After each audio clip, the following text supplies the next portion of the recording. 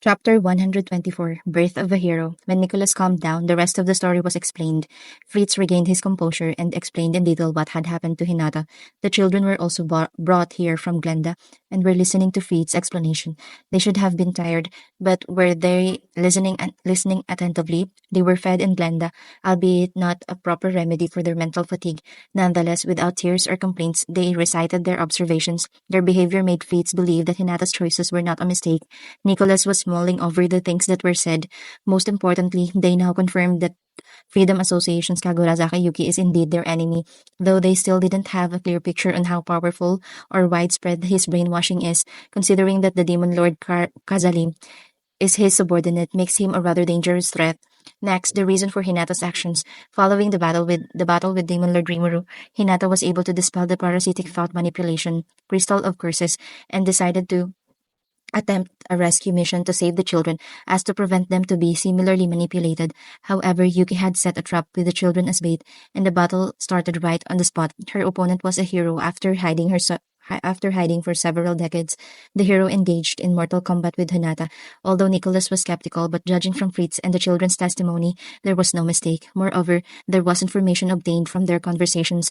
Yuki intended to plunge the world into chaos and become its sole ruler. Therefore, he carried out multiple summons and was involved in some sort of negotiations. One should also conclude that he and his conspirators share a common goal. Then there's the fact that Freedom Association submaster is the Demon Lord Kazalim. Moreover, the Pope of the Holy Empire of Rebellious was not God's agent, but a mere marionette. Even the Western Saints Church was obeying not the will of the true God Raminas, but that of the demon lords. In other words, the god Raminas was actually a demon lord. However, he hesitated in accepting this revelation. Hinata at least seemed to believe it, but then there was also the many hundreds of years of peace and prosperity. You can't just say that it was all the work of a demon lord and expect people to just accept it. Moreover, a hero was in the hands of a demon lord and is being manipulated by Yuki. Such sacrilege. This wasn't something they could easily disclose, and even if it did, it would only lead to a movement to free the hero. And that hero has just proven her heroism, absolute strength in the battle with Hinata. From the perspective of the knights, Fritz and Nicholas, Hinata was beyond human in strength, and yet she was defeated without resorting to any special skill. The only existence who could overwhelm Hinata, who has gotten only stronger after her battle with Demon Lord Rimuru, is the hero herself. But to think that it was a hero, if we were to reveal her as our enemy, it would turn every country against the church. Not a demon lord, but a hero. Can't get any worse, can it? And since it's Yuki, he'll definitely take revenge. He'll definitely take advantage of this information. In reply to the remark of the Holy Knight leader, Leonard, the Holy Knights nodded with meek faces. However, is that really so? Nicholas repeatedly thought. Hinata had managed everything once. Nicholas only had to leave it in her hands. Sadness and despair swirled inside Nicholas' heart, threatening to overwhelm him. Yet he pressed it with his will alone. No, in that case, he would have long proclaimed that Ruminus had kidnapped a hero. Considering that he hasn't means that he currently lacks the strength to oppose us, Nicholas said Hinata can't be relied on anymore, so he had to decide himself. However, a hero's strength was overwhelming. Yuki may have dominated the hero, then couldn't he counter a demon lord? Actually, just what kind of demon lord is Raminas? Fritz, who has actually witnessed the clash between Hinata and the hero, asked. If the hero could overwhelm Hinata, wouldn't that mean the demon lord is even stronger? As per the previous question, does the demon lord Germinas even exist? Nicholas, in response to that question, explored the depths of his own knowledge and memory and found an answer. Fumu, well, the demon lord Valentine, there is a book within the Western Church which summarized ancient literatures. Nicholas began reciting 10 great demon kings. Originally, there were 3. Guy Crimson, the Lord of Darkness. Milim Nava, destroyed, strongest there could be Ramirez of the labyrinth plunging all to madness. Their fame had spread from sea to sea. Stories told of burning cities and death had abound. Fear of them even in the legends was found. As the tale had told, Ramirez had fallen from grace, once shared in the Holy Spirit but it abandoned, and the warring Nava and Crimson in that place. Peace between the two, she demanded. These 3 are like gods beyond all reason, against whom you'd never think of treason. Then came others, though unlike the first, Dagrawell who would shake the ground, Valentine who terrorized the night. Such were the names these fiends found. hallowed as demon lords, such was their right. Dagrawal guarded the gates of the heaven in the land of the dead. Into a demon lord he mutated after magic he was fed.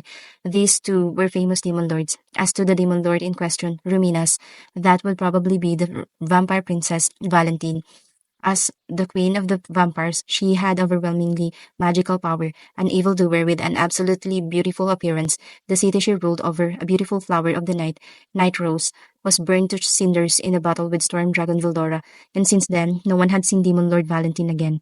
Since no one had confirmed whether she had perished, she was still considered a part of the great 10 Demon Lords, Vampire Princess Valentine. In other words, Demon Lord Valentine is playing the role of God Ruminus. There is another ancient demon lord, a fallen angel, but its name we do not know. As for the rest, the slayer of many, Lycan, King Carrion,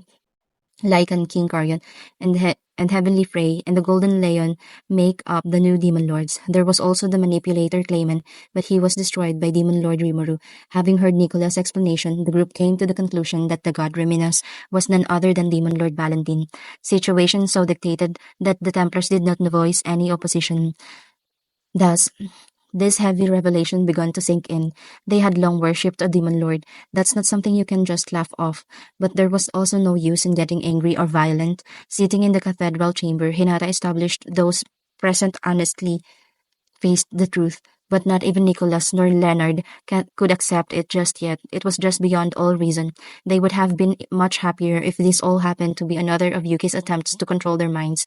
But this thought only reveals the underlying problem. Yuki is their enemy. There was no question about it, and Nicholas would never forgive that bastard. But though she wasn't one of the original demon lords, Valentine was an ancient one. But a hero would probably win anyways. In other words, if Yuki controls the hero, there's no reason for him to fear the demon lord, right? Leonard stated, only increasing Nicholas' headache. That's right, even as he was explaining it, Nicholas thought the same thing. Whether Yuki would win is dubious, but a hero would definitely win. After all, she sealed the storm dragon who defeated Valentine. In that case, it just wasn't the time to scatter the empire by revealing the demon lord behind the curtain. Now that Hinata was defeated, there was no one to unify the church. If the world of Rumina's true nature got out, it would spell doom for that entire country. Whether Yuki had read this far enough is unknown, but now he knew and Nicholas was left without a card to play. Everyone present realized this fact, and silence enveloped the room. The Freedom Association Master's next move will be bold, eh? Nicholas murmured, but no one answered. And then, what is this? What an ominous presence. Friends, take arms. Leonard shouted, and everyone drew their weapon. And then before everyone, the space distorted and beings appeared before them. 7 beings wearing faceless masks, and when they kneeled, another walked between them. A beautiful girl. Her eyes were a beautiful heterochroma, lit in a blue and red light. She was discussed by them just a second ago. Queen of the night, nightmare of the night, Ruminous Valentine. She transported to the chambers using spatial movement, and to the people that reflected in her bewitching eyes, stand down, she said in a low yet reverberating voice. For the knights, even if the one before them was the Pope himself, none would profess to have thought it a good time to relax. But before this demon lord's presence, None could disobey. Strength gone from their bodies, they dropped their blades and bowed before her. Seeing this, her mouth curved in a small smile, revealing a pair of white fangs. She was indeed the vampire princess, and when her adorable mouth opened, he who underestimates us, V means to say that we be vanquished by the hero. Nay, perhaps I could see Chloe accomplishing that by Yuki, she declared. Nicholas felt his heart stop from her overwhelming presence and could not respond. So this is a demon lord. She's too overwhelming. Fear nearly ripped his heart asunder, and everyone there felt the same. Be that as it may, yeah, you have discovered our place in the holy empire of rebellion. We got her. 'Tis so. We are the god Ruminas.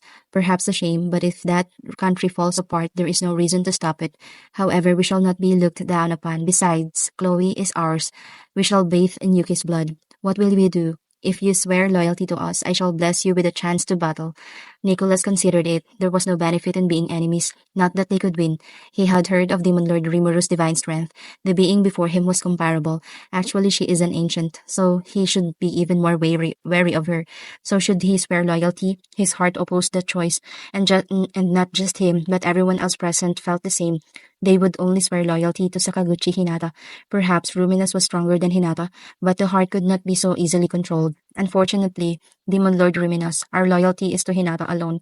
We have to wish to fight against you, but we ask you to understand that loyalty is a different matter entirely. We humbly beg your forgiveness, Nicholas said with looking Ruminus in the eye. Her eyes glittered. Oh, you would retain loyalty towards a corpse? Before Nicholas could respond, "Don't go killing me off that quickly." The words came from behind Ruminus, the entrance to the chamber, long black hair gathered in the black wearing light equipment. A beautiful girl, the hero stood there. Chloe. Ruminus declared happily. Sorry, Ruminus. I'm not Chloe right now. Right now, it's Hinata. Well, the strength of my soul is already lost, so it's just a greeting. On the way out, you see, Hinata said with a beautiful smile. Hinata-sama. As if they were suddenly cured of paralysis, the knights ran up to Hinata, and Nicholas ran up to hug her. Right, you are Hinata right now. How about Chloe? Chloe is asleep. When we fought, we were able to truly awaken. My skills were integrated and power assimilated. Though it took a while, we seem to have fixed all distortions. You see, before I was summoned into this world, this body slept in Rumina's care, and then Yuki went ahead and awoke it, causing there to be two bodies for poor Chloe, reducing her to an unrecognizable spirit. Ruminus, you yourself forgot the hero's name, didn't you? While hugged by Nicholas, Hinata asked. And when Nicholas finally let go, so we had Chloe kill the me of this world. This was a predestined future that just had to happen. Hero Chloe would now awaken as a true hero, and I, assimilated into her, would use the spirit of time's power to leap back in time and raise the hero's egg. Not at time of strife, but in time of peace. That is the hero's program. And now that my soul has been absorbed by the Chloe of today, the me who has journeyed for so long with Chloe has awakened. Unfortunately, I am an extra existence and would soon disappear, which is why I came to say goodbye to you, worrywarts, Hinata said with an expression full of affection. Thus, Hinata, Ruminas, and Nicholas talked for a bit. Since time was of essence, they discussed the current state of hero Chloe. Chloe was under Yuki's control. Moreover, she was bound by a contract upon awakening, so releasing her would prove difficult. Hinata herself was unable to undo the contract. This news greatly unnerved Ruminas, and to Ruminas, but there may be other options when we awaken as a hero. According to our contract, we will be released when Yuki makes 3 wishes. We cannot oppose him until he makes these 3 wishes. There's no problem in revealing things like this, though. There are things I can't mention, though. Once he makes the third wish, we can rip him to shreds, which is why he won't make the third wish, you see. In other words, he can't go around using the hero as he pleases. However, that man is bizarre. He seriously wishes to enjoy destroying this world. When I'm freed, his plan will fail. However, he is dangerous, so do stay wary of him. Now then, it's time to go. Having said so, the hero Hinata stood. Hinata-sama, please don't go, Nicholas wanted to say, but knew he couldn't. Choking on his words, he understood he would never again see her. But raising his fist, be well, he declared with a smile. Fufu, be well, huh? You too, Nicholas. All of you, don't be reckless, and if you need anything, go see Rimuru. Thus Hinata said her final farewells. Soon her spirit would be devoured entirely by Chloe and disappeared. Nothing could be done about that. Hinata completed her duty of raising the hero's egg inside Chloe, so she was satisfied. With her own arms and legs, she saved many people and repaid her debt to Shizu-san. Her wish had come true. Anything beyond that would be pure greed. Now she only had to wait for the end to come inside Chloe. And to Hinata, wait, a cold voice was heard. Rumina stopped her. They are fortunate. We shall test Asmodeus upon thee. 'Tis a skill that rules over life and death, and while it is possible to recreate a lost soul, you have a soul and a body gathered here. We shall not fail, and thee not a hero who would never give up. We shall not allow thee to give up. Hearing her words, Nicholas, Fritz, and the knight started earnestly pleading with Hinata. Assailed by their puppy eyes, Hinata was completely at loss. Fufu, ha ha ha ha, she laughed. Sorry, I just recalled that I hated giving up, even to the point of glowing at my enemies, to think that I'd be convinced by a demon lord. Well, even if you do succeed, I have already lost my original power, she said with a troubled smile. Strength, in that case, I shall protect Hinata-sama.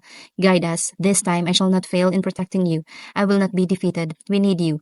Responding to their will, she nodded to Ruminas. Ruminas, why did she suddenly suggest to do this? Hinata did not know, but now the fate of the single person was changed.